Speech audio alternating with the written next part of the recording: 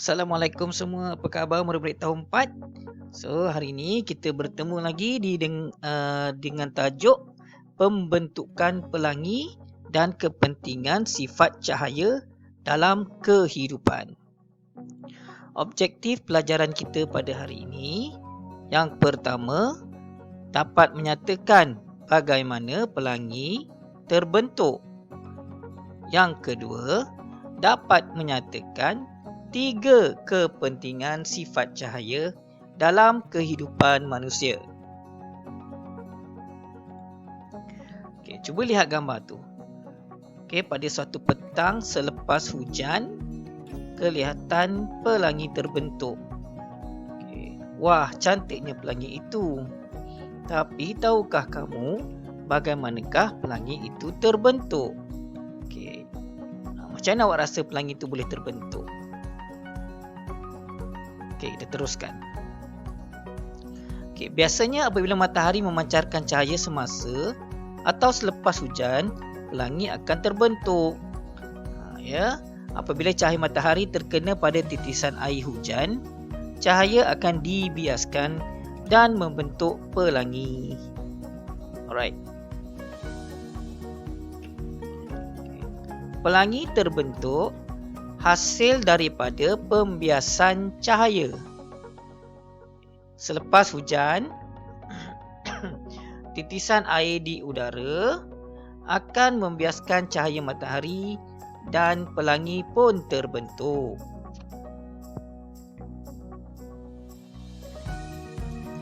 Okay, kita ulang semula apa itu pembiasan cahaya.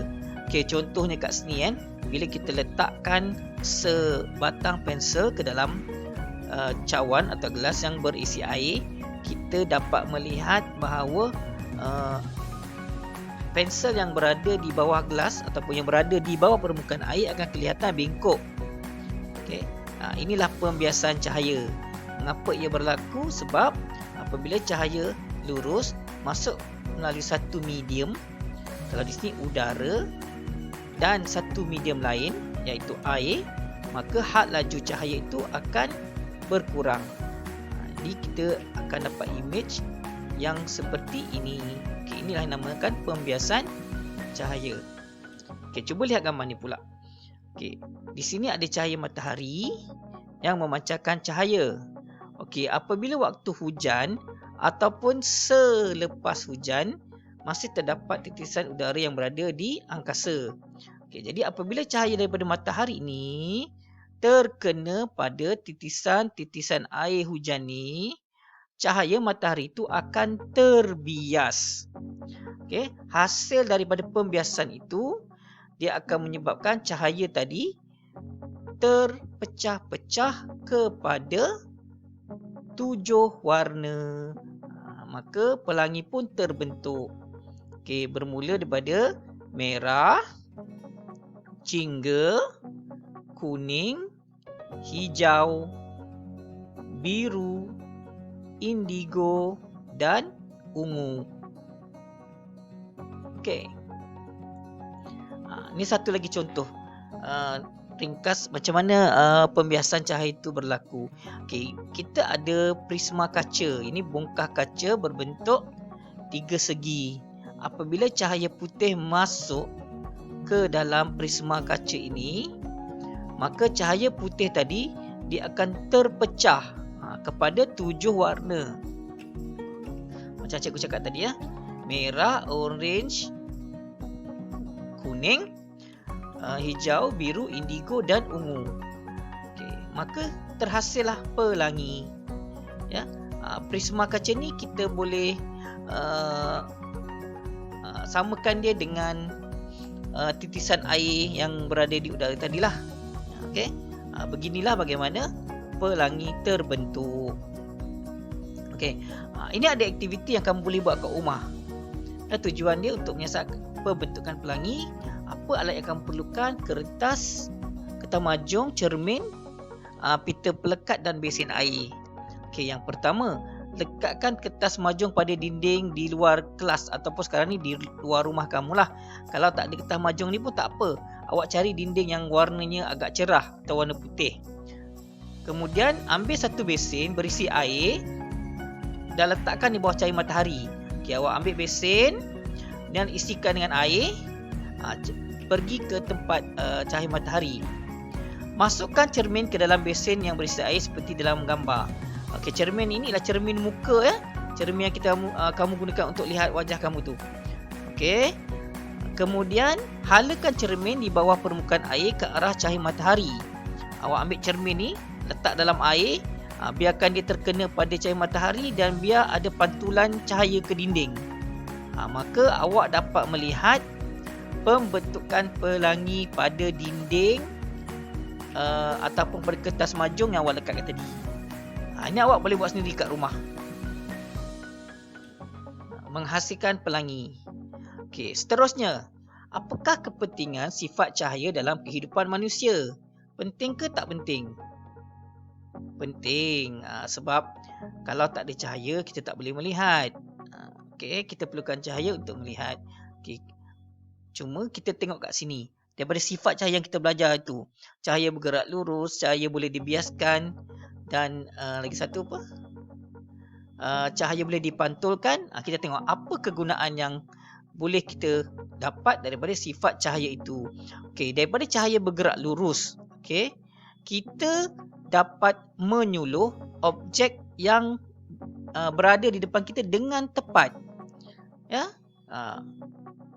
Contohnya kita berada di satu bilik yang gelap kan, kita nak cari benda yang ada ataupun nak lihat apa yang ada kat dinding. Kita suluh kat dinding tu. Maka cahaya tu terus tepat ke arah tempat yang kita nak suluh. Ini semua berlaku kerana cahaya bergerak lurus.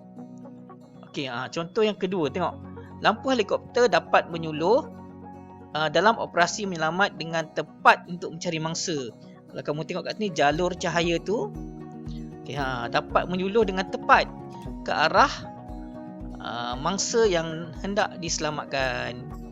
Okey, yang kedua, lampu kereta dapat menyuluh jalan raya dan dapat pemandu dapat memandu dengan selamat. Okey, bila kita naik kereta pada waktu malam kan, okey, cahaya tu menyuluh terang tepat ke depan. Maka pemandu dapatlah melihat objek ataupun kereta yang berada di hadapan. Semua ini berlaku kerana cahaya bergerak lurus. Okey, itu kegunaan yang pertama bagi sifat cahaya bergerak lurus. Okey, seterusnya, apa pula kegunaan pantulan cahaya? Jika cahaya tak dapat dipantulkan, adakah kita dapat melihat wajah pada cermin? Agak-agak awak, kalau tak ada pantulan cahaya, boleh tak awak nampak muka awak kat cermin? Tentulah awak tak boleh nampak. Sebab wajah awak tadi tidak dipantulkan ke mata kita. Okey, jadi kegunaan pantulan cahaya yang pertama, kita boleh melihat wajah kita di hadapan cermin muka. Yang kedua, bagi pemandu kenderaan ataupun pemandu motosikal, ada cermin sisi dan cermin pandang belakang. Maka kita dapat tengok kereta ataupun kenderaan yang berada di tepi ataupun di belakang dengan adanya pantulan cahaya. Cermin cembung diletakkan pada satu sudut yang sempit, contohnya di persimpangan jalan ataupun di ruangan sudut kedai, yang membolehkan kita melihat objek yang terlindung. Okey. Cermin pergigian digunakan oleh doktor gigi bagi melihat gigi yang berada di sudut dalam. Okey, periskop, macam kita belajar itu kan. Periskop membolehkan kita melihat objek yang berada di terbalik tembok dengan adanya pantulan cahaya. Okey, kaleidoskop, dia dapat menghasilkan corak-corak yang menarik. Okey, inilah kegunaan aplikasi pantulan cahaya. Okey, seterusnya, pembiasan cahaya. Jika cahaya tidak dapat dibiaskan, adakah kanta tangan dapat membesarkan imej objek? Okey, awak rasa? Ya, tidak. Kalau tak ada pembiasan cahaya, objek itu tidak dapat ataupun imej objek tidak dapat dibesarkan. Okey, jadi apa pula kegunaan pembiasan cahaya? Okey, yang pertama, kanta pembesar dapat berfungsi dengan pembiasan cahaya. Ini membolehkan kita melihat objek yang kecil. Contoh yang ini, kita nak baca kan, tapi tulisannya sangat kecil. Maka kita ambil kanta pembesar, kita gunakan kanta pembesar tu untuk membaca tulisan yang kecil. Okey, semua ini berlaku hasil daripada pembiasan cahaya. Awak pergi taman nak tengok semut. Okey, nak tengok semut ada berapa kaki. So kita gunakan kanta pembesar untuk melihat semut itu. Okey, ini ialah kegunaan pembiasan cahaya. Okey, seterusnya, cermin mata dapat membantu orang yang rabun melihat objek dengan lebih jelas. Siapa-siapa yang pakai cermin mata kat kelas tu kan? Cuba awak bandingkan, awak buka cermin mata dengan awak pakai cermin mata. Mana satu yang boleh membolehkan awak melihat dengan lebih jelas? Sudah tentulah dengan memakai cermin mata. Jadi pembiasan cahaya yang berlaku pada kanta cermin mata membantu kita melihat ataupun orang yang rabun melihat dengan lebih jelas. Okey, so kesimpulan pelajaran kita pada hari ini, yang pertama, pelangi terbentuk apabila titisan air di udara membiaskan cahaya matahari selepas hari hujan. Okey, yang kedua, kegunaan sifat-sifat cahaya. Yang pertama, bagi cahaya bergerak lurus, membolehkan kita menyuluh dengan tepat objek yang berada di hadapan kita. Bagi sifat cahaya yang kedua, iaitu pantulan cahaya, dapat membolehkan kita melihat objek yang berada di belakang kita. Membolehkan kita melihat wajah di cermin muka. Dan yang ketiga, bagi pembiasan cahaya, membolehkan orang yang rabun membaca dengan memakai kacamata. Dan yang kedua, membolehkan kita melihat objek yang kecil menggunakan kanta pembesar. Okey. Sekian sahaja pelajaran kita pada hari ini. Diharapkan kamu dapat mencapai objektif pelajaran yang telah kita sebutkan tadi. Sampai bertemu lagi di sesi yang akan datang. Assalamualaikum warahmatullahi wabarakatuh.